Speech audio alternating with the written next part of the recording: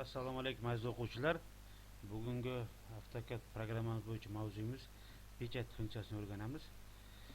Xohlasangiz Ctrl P ni bosasizlar, xohlasangiz mana bu yerda turibdi. O'zi yarligi. Shuni bossangizlar chiqib kelaveradi. Mana bu yoq.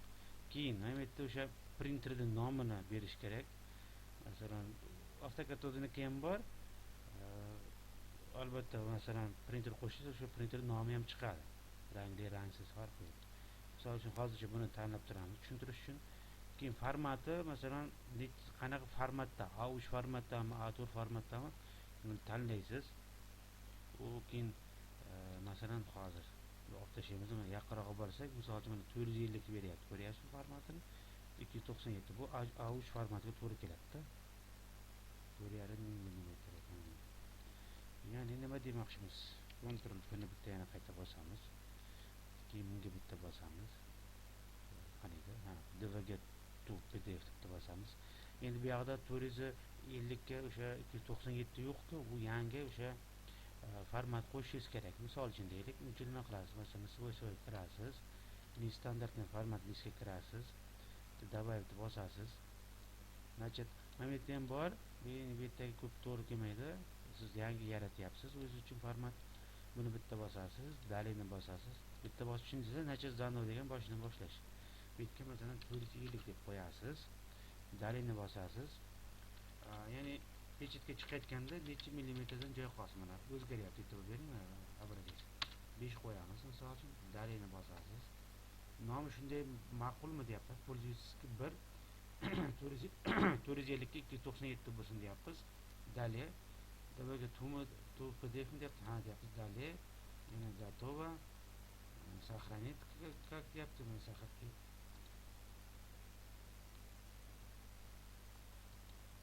pользовательский ustiga bosib, keyin OK tugmasini bosamiz.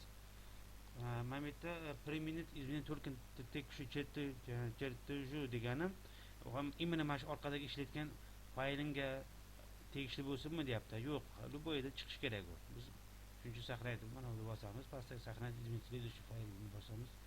Qolgan boshqa proyektlarda ishlatganda ham chiqib turishi uchun OK bosamiz.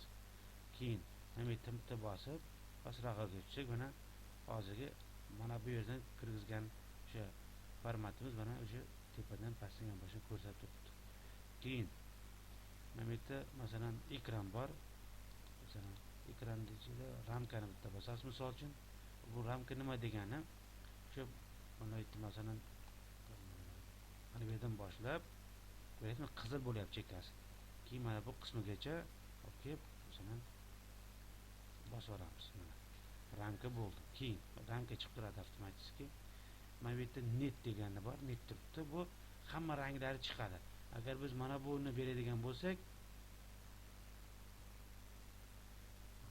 misol uchun bunday beradigan bo'lsak, bu oq qora bo'lib chiqadi. Yo'q, bizga oq qora emas, hammasi rangli, qayerda qizil, qayerda yashil rang ishlaydi. Shu bo'yicha rangli svetnoy deydi, ruschada chiqsin deydigan bo'lsak, netni bitta bosasiz. Keyin прозрачность при pechatini bitta bosasiz. Прозрачность o'sha ko'rinish darajasida o'sha ranglarni bir-biridan o'tkazish darajasi, buni bitta bosib qo'yasiz, turadi. Keyin